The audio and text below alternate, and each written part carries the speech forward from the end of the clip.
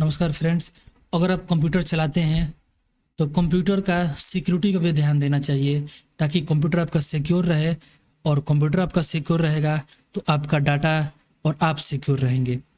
तो इस वीडियो में हम लोग बात करने वाले हैं कंप्यूटर सिक्योरिटी से रिलेटेड और साइबर सिक्योरिटी से रिलेटेड। तो चलिए इस वीडियो को शुरू करते हैं और समझते हैं इस टॉपिक को। कंप्यूटर सिक्योरिटी क्या होता है? कंप्यूटर सिक्योरिटी का मतलब होता है अपने कंप्यूटर में डाटा या सिस्टम को गलत उपयोग, हैकिंग, वायरस, चोरी से बचाना। जैसे कि अपने घर में ताला लगाते हैं वैसे ही कंप्यूटर की सुरक्षा भी जरूरी होती है। कंप्यूटर को कितना प्रकार से खतरा हो सकता है, जैसे कि यहाँ बताया रहा है आपको। वायरस से खतरा हो सकता है, डाटा को करप्ट कर सकता है। वर्म से खतरा हो सकता है, जो खुद मतलब एक प्रकार का वायरस ही है जो खुद को बार बार कॉपी करके सिस्टम को स्लो करता है। मतलब ये बार बार फाइल होता है, बार कॉपी करते रहता है और सिस्टम स्लो होता है। ट्रोजन हॉर्स यूजफुल सॉफ्टवेयर की तरह दिखता है लेकिन अंदर से डेंजरस होता है। मतलब लगेगा कि आपको ये काम वाला सॉफ्टवेयर है लेकिन ये सिस्टम को हानि पहुंचाता है। स्पाईवेयर चुपचाप एक्टिविटी देखता है। स्पाईवेयर क्या है? आपकी एक्टिविटी को देखता है कि आप क्या कर रहे हैं और उस एक्टिविटी को दूसरे के पास पहुंचाता है। अगला है रैनसमवेयर, फाइल को लॉक कर देता है और पैसे मांगता है। फिशिंग क्या है? नकली वेबसाइट और ईमेल से पासवर्ड चुराने की कोशिश करना, इसको फिशिंग बोलते हैं। सुरक्षा का उपाय क्या होता है वो देखते हैं लोग। एंटीवायरस का उपयोग कर सकते हैं। पासवर्ड हमेशा अच्छा बनाएंगे, स्ट्रॉन्ग पासवर्ड बनाएंगे ताकि आप उसको कोई आसानी से क्रैक नहीं कर पाए। फायरवॉल को चालू रखेंगे। अनजान कनेक्शन रोकता है, मतलब कोई भी अनजान जगह पे आप जा रहे हैं, ठीक है, तो उसको जाने से आपको रोकेगा। या फिर कोई भी आपके सिस्टम में कोई ऐप वगैरह इंस्टॉल करते हैं जो इसमें हानि कर सकता है, उसको डिलीट भी करता है, उसको रोकता है, वो फायरवॉल रोकता है। अननोन लिंक पर क्लिक नहीं करना चाहिए, मतलब कोई भी ईमेल, वेबसाइट, ऐसा लिंक जो पता नहीं उसके बारे में, उस पर क्लिक नहीं करना चाहिए। जैसे कि बहुत लोग शेयर करते हैं कि ये अनिल अंबानी, मुकेश अंबानी ये रिचार्ज दे रहे हैं, मोदी जी ये रिचार्ज दे रहे हैं, जैसे बहुत लोग लिंक शेयर करते हैं, उस लिंक पर क्लिक नहीं करना चाहिए, वायरस हो सकता है। टाइम टाइम पर हमेशा हम लोग को बैकअप लेना चाहिए। तो हार्ड डिस्क, पेन ड्राइव, सबका क्या होना चाहिए, बैकअप रखना चाहिए हम लोग को।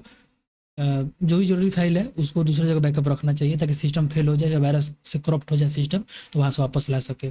पब्लिक वाईफाई से सावधान रहें, मतलब कहीं भी फ्री वाईफाई मिल रहा है तो वहाँ पे बैंकिंग या फिर कोई भी चीज़ जो आपका जानकारी है, जो क्रेडेंशियल है आपका, यूज़ करना खतरनाक हो सकता है।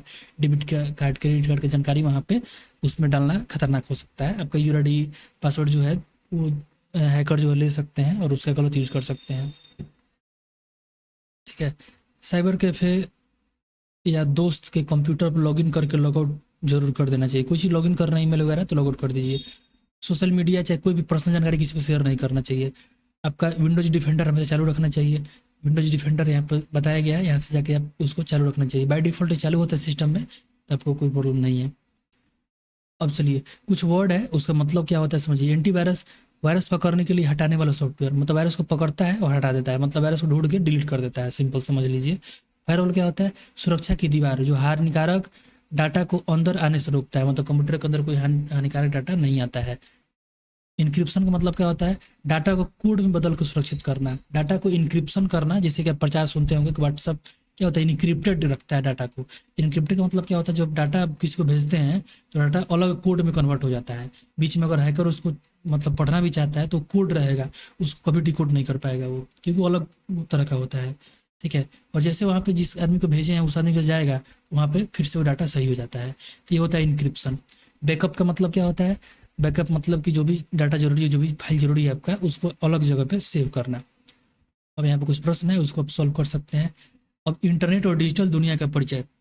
अब यहाँ पर साइबर सिक्योरिटी के बारे में हम लोग कुछ समझेंगे। इंटरनेट आज हमारी ज़िंदगी का अहम हिस्सा बन चुका है। हम इसके जरिए बातचीत करते हैं, काम करते हैं, पैसा ट्रांसफ़र करते हैं और बहुत कुछ करते हैं। लेकिन इंटरनेट की दुनिया में कुछ खतरे भी छुपे हुए हैं जिन्हें समझना जरूरी है।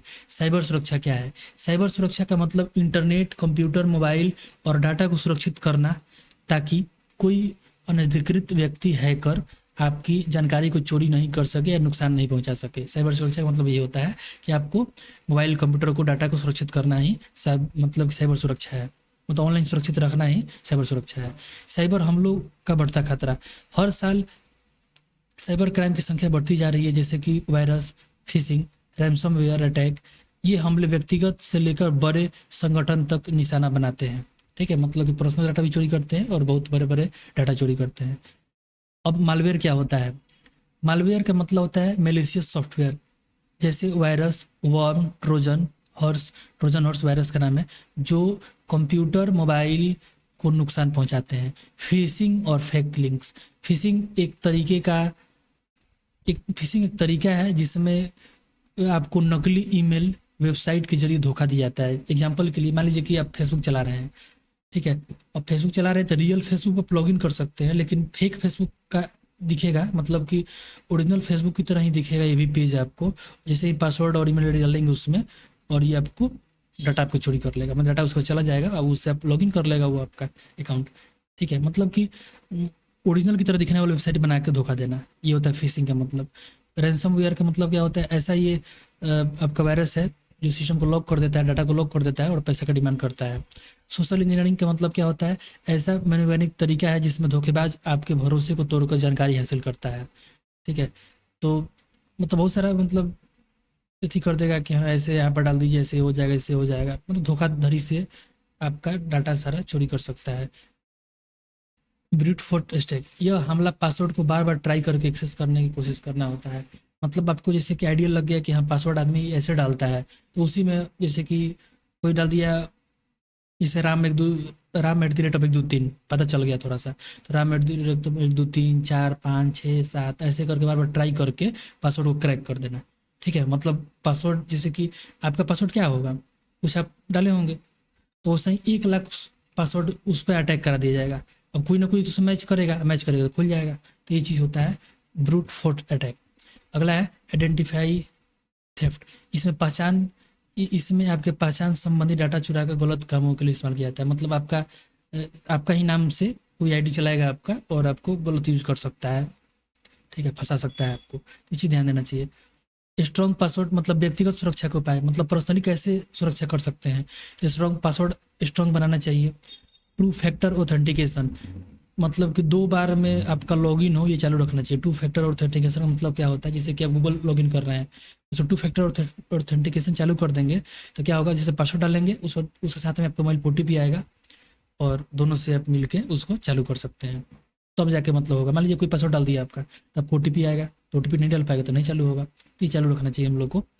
पर पासवर्ड मैनेजर का उपयोग करना, पासवर्ड मैनेजर से आप अपने सारे मौजूद पासवर्ड सुरक्षित रख सकते हैं। पासवर्ड मैनेजर के जरिए इसको हम लोग सेव रख सकते हैं।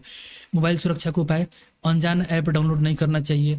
ऐप का परमिशन जांचें, मतलब कोई ऐसा ऐप है जिसको परमिशन की जरूरत नहीं है फिर भी परमिशन ले रहा है आपसे, तो परमिशन नहीं देना चाहिए उसको, ठीक है। या फिर वैसा एप्लीकेशन को इंस्टॉल नहीं करना चाहिए। मोबाइल में एंटीवायरस डाल सकते हैं, ऐप का परमिशन जांच कर सकते हैं।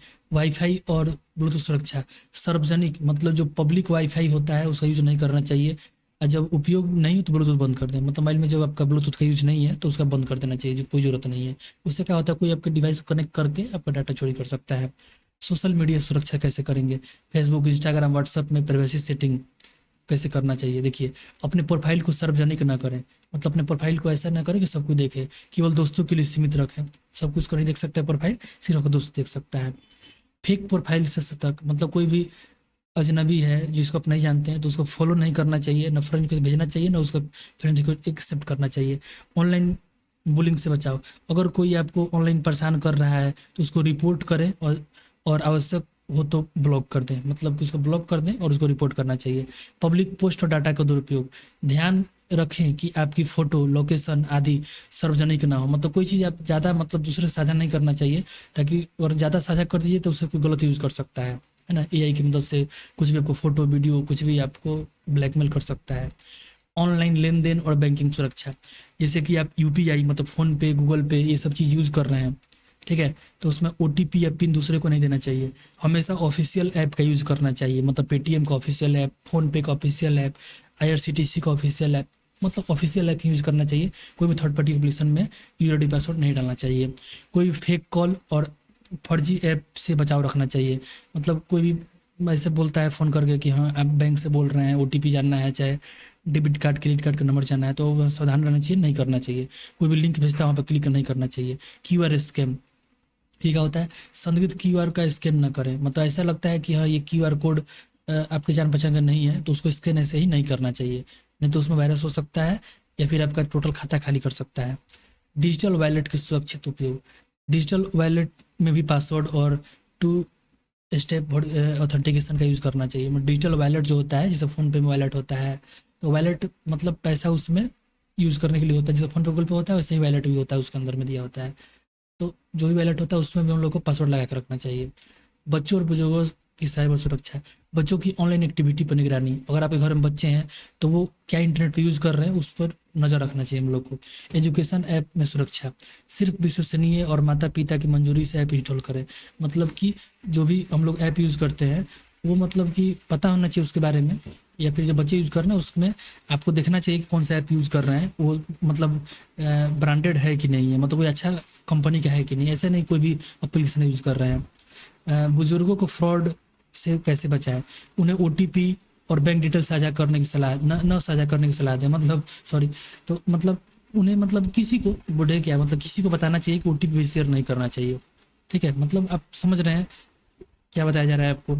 साइबर कानून और रिपोर्टिंग, भारत में आईटी एक्ट 2000 के तहत यह कानून है। यह कानून साइबर अपराध को रोकने के लिए और सजा देने के लिए बनाया गया है। साइबर क्राइम को रिपोर्ट कैसे करना चाहिए, तो देखिए, अगर आपका डाटा चोरी होता है या फ्रॉड होता है आपके साथ में, तो नज़दीकी साइबर सेल या पुलिस स्टेशन में शिकायत करें।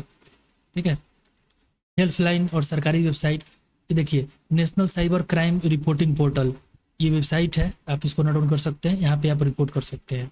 एफआईआर और साइबर पुलिस की प्रक्रिया, शिकायत दर्ज करने या होने के बाद में पुलिस जांच करती है और अपराधी को पकड़ती है। यहाँ प्रैक्टिकल गाइड और एक्टिविटीज़, नकली और असली वेबसाइट पहचानना, यूआरएल ध्यान से देखें, एचटीटीपी होना जरूरी है और गलत स्पेलिंग पर ध्यान दें। मतलब कोई वेबसाइट का स्पेलिंग पता है आपको कि वेबसाइट ये है और उसमें थोड़ा सा स्पेलिंग गलती है, ठीक है, तो उस पर ध्यान देना चाहिए, ये फर्जी हो सकता है। एक स्ट्रॉन्ग पासवर्ड लगाना चाहिए हमेशा। सोशल मीडिया पर प्राइवेसी चेक करना चाहिए, मतलब कि उसमें ऐसा रखना चाहिए कोई जानकारी आपको नहीं देखे। इंटरनेट ब्राउजिंग पे क्या करना चाहिए, मतलब हमेशा पब्लिक वाईफाई पर लॉगिन नहीं करना चाहिए, ब्राउज़र को अपडेट रखना चाहिए, सिस्टम को अपडेट रखना चाहिए। कोई भी ईमेल जिसके बारे में पता नहीं उस पर क्लिक नहीं करना चाहिए। ठीक है, यहाँ पे कुछ क्वेश्चन दिया गया है जिसको आप यहाँ पे ट्राई कर सकते हैं। फाइनल स्टेप यहाँ दिया गया है, सावधानी बरतनी चाहिए, किसी भी संदिग्ध लिंक पर क्लिक नहीं करें, जिसको पता नहीं क्लिक नहीं करना चाहिए। और ठीक है, तो ये सब चीज़ है आपका। नियमित पासवर्ड बदलना चाहिए, साइबर फ्रॉड होने पर तुरंत रिपोर्ट करना चाहिए, दूसरों को साइबर सुरक्षा के बारे में जागरूक करना चाहिए। तो आज की वीडियो में हम लोग देखिए ये सब चीज़, फिर अगली वीडियो में अगले टॉपिक के बाद मुलाकात होगी। तब तक के लिए good bye, take care and keep learning.